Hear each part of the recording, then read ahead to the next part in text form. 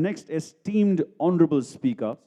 So please, with a loud round of applause, ladies and gentlemen, let's welcome the chairman of Indian Institute of Science, Professor R. Govindarajan. Good morning, everyone. First, thank the organizers for inviting me here and giving me this opportunity to talk in this wonderful forum. I am a professor, so what I'm going to do today is to go and give a pedagogic introduction to high-performance computing architecture. And already James and Charles talked about where Intel is in terms of these HPC architectures. And when I see this room filled with lots of young people, I thought that I should motivate them to do systems research. I should motivate them to do systems research so that Intel could hire them. I could do that. I can promise you one thing, Intel will continue to hire as long as Moore's law is existing. So don't worry, do systems research. And what I want to do here is to use this opportunity to talk a little bit about high-performance computing architecture the way I know about it. So everybody talked about supercomputing, and the era of supercomputing started with, of course, Cray's machine, Cray 1, which was the first supercomputer. And this machine was a vector processing machine and could do about 100 megaflops and costed about $5 million. If you want to look at all the supercomputers, we talked about this, the performance of supercomputers is actually measured, and the sustained performance obtained by these machines are listed in this top 500 sites. And this site is actually updated every 6 months, or this list is updated every 6 months. And this basically measures the performance, the sustained performance achieved by this machine. Let's look at how the history or how the trend has been over the last 20 plus years. And if you look at here, you see that the first list announced in 1993 had the machine which had close to about 60 gigaflops of performance. This is the fastest machine in 1993. Today we have the fastest machine, which is about 33 petaflops, which essentially means that we have about close to about 500,000 times performance improvement. And this machine has close to about 3 million processor cores in it. This is the kind of performance that we are talking about, and this is the reason why we need to think parallel. Right? This is the reason why we need to think parallel. Okay, going forward, this is the top 500 list as of November 2015, and you could see the top 8 machines here. The fastest one is in China and is powered by the Intel Xeon processor and the Intel Xeon Phi processor. Okay, and there are several other machines. What about the fastest machines in India, right? Sorry, before I go there, you could also see the performance development as we could, as was shown both by Charles and James. The top curve shows the sum of the top 500 machine performance.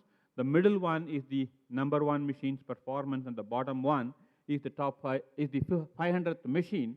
And you could see that the 500th machine already has a performance of greater than 100 teraflops. That's really where we are today, right?